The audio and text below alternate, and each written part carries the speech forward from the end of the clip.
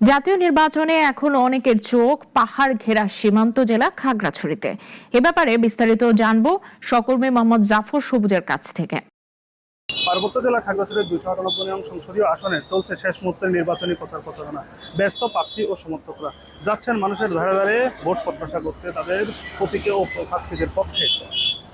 নির্বাচনী প্রচার প্রচারণার মধ্যে খাগড়াছড়ি এই 9টি উপজেলা নিয়ে একটি মাত্র আসন।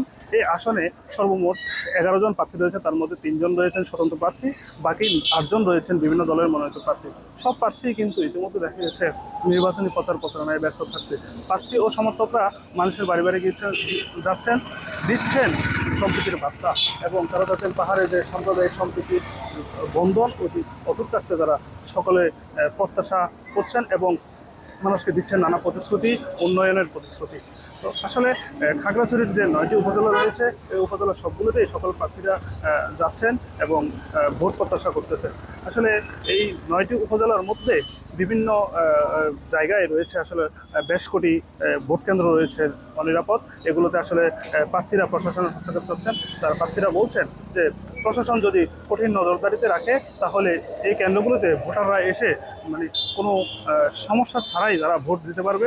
তারা যত সুন্দরভাবে নজরদারিতে রাখে তাহলে তত সুন্দর ভোট মানুষ দিতে পারবে এবং ভোটের পরিবেশটা আরও সুন্দর হবে।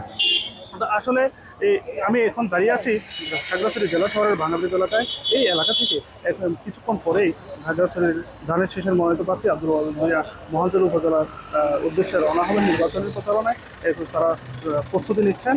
আসলে এই প্রত্যেক প্রার্থী কিন্তু বিভিন্ন উপজেলায় গিয়ে তারা তাদের প্রচারণা চালিয়ে যাচ্ছে খুব সুন্দরভাবে। এখনো পর্যন্ত খাগড়াছড়িতে যে আসনটি রয়েছে এই আসনে কোনো অপ্রীতিকর ঘটনা ঘটতে দেখা যায়নি। তবে শেষ পর্যন্ত যদি এভাবে প্রশাসন যদি সুন্দরভাবে নজরদারিতে রাখে তাহলে নির্বাচনটি খুব সুস্থভাবে শেষ হবে বলে প্রত্যাশা সাধারণ মানুষের। তো খাগড়াছড়িতে নির্বাচনের প্রচার প্রচারণা নিয়ে এই ছিল আমার কাছে সর্বশেষ।